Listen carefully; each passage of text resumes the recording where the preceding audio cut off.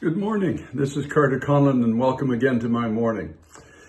I want to share a devotional thought I have on my heart this morning for people who have maybe knowingly or even unwittingly made peace with failure. And I'm going to explain that to you in just a minute. In Exodus chapter 3, I'm going to start reading at verse 1. It says, "Now Moses was tending the flock of Jethro, his father-in-law, the priest of Midian. And he led the flock to the back of the desert and came to Horeb, the mountain of God. And the angel of the Lord appeared to him in a flame of fire from the midst of a bush. So he looked, and behold, the bush was burning with fire, but the bush was not consumed. Then Moses said, I will now turn aside and see this great sight, why the bush does not burn. So when the Lord saw that he turned aside to look, God called him from the midst of the bush and said, Moses, Moses.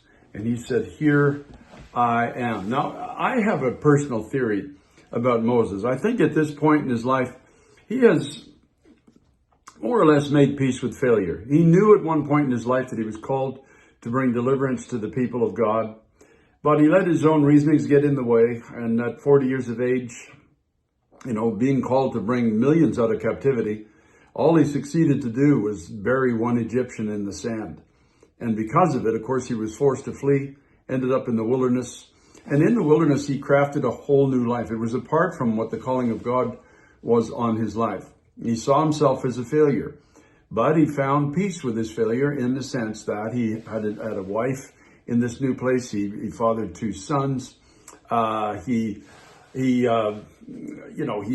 started attending sheep in the wilderness. He got a new job, and in measure, he made peace with his own failure. May I put it that way? And a lot of people have made peace with failure.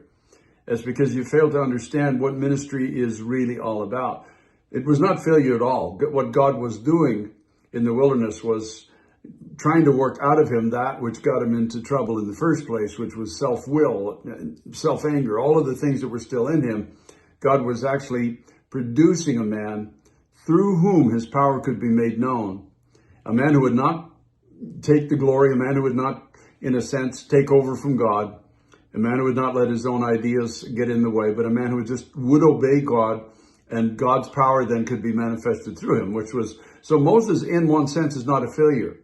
Yes, he failed when he tried in his own initiative to bring about a resolution to what he was called to do, but he wasn't a failure. You see, he was still on track for what the greatest moment one of the greatest in Old Testament history. This is what God had given him to do. And so Moses, in the midst of what he thought to be a life where he'd made peace with his failure, gets called by God back into what he was called to do originally and initially. And that's a phenomenal thing, because there's many people out there you think in your life, well, maybe you had a viewpoint of what your life and ministry were going to be, but it didn't materialize. And maybe you did get in the way. And maybe because of it, somebody got hurt or whatever the case is. And you ended up making peace with failure. You just are making the best in a sense of a bad situation, as an old country song goes. So the reality is that the callings and giftings of God are still on your life, that you've not lost them.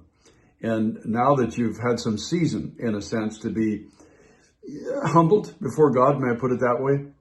Now the calling of God comes. Now the true purpose of your life begins to unfold one more time. So I want to encourage you to do something. Do what Moses did. Don't stay in a place of making peace with past failure as you see it. Move from that place. When God calls you, he says, now I have a man whose will has been broken. I have a man who just wants my will and my ways and nothing else. And then so God could take that man now, and he could use him in a way that, most of us would aspire to be used, but very, very few ever attain to that. It was a broken man that God chose. You remember, quite often I say in these devotionals, I go to 1 Corinthians chapter 1, where you begin at verse 26. So you see your calling, brethren, not many mighty, not many noble, not many of royal birth. But God has chosen the foolish and the weak and the despised, the nobodies, the nothings of this world, to bring everything that stands in its own strength to its knees, in one sense, spiritually speaking, that these things might be humbled as the power of God is made known and made manifest in a whole bunch of people, many of whom may have considered themselves failures in the sight of God. Or maybe they started out when they were younger and just thought, well, I blew it. My chance is over. My brother, my sister, your opportunity to do what God's called you to do is not over until you've drawn your last breath. I mean, realistically speaking, if we really do believe 1 Corinthians 1:26, I do believe that the greatest moment of success and victory for the Church of Jesus Christ is right on the threshold, just around the corner for almost all of us. And so the reality is, don't make peace any longer with failure. In other words, don't get to a place in your mind where failure becomes a way of life. You get to the point where you're not going to go back and try again to do what God called you to do.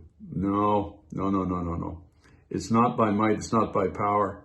It's by the Spirit of God that the kingdom of God is built, and that my life and your life becomes everything that God has called it to be. This is Carter Conlon.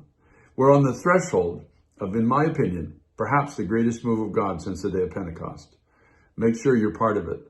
Don't make peace with the wilderness. Don't make peace with a new life as you see it.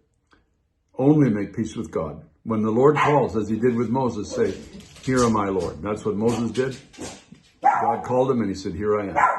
This is Carter Conlon. God bless you. And we'll see you again tomorrow.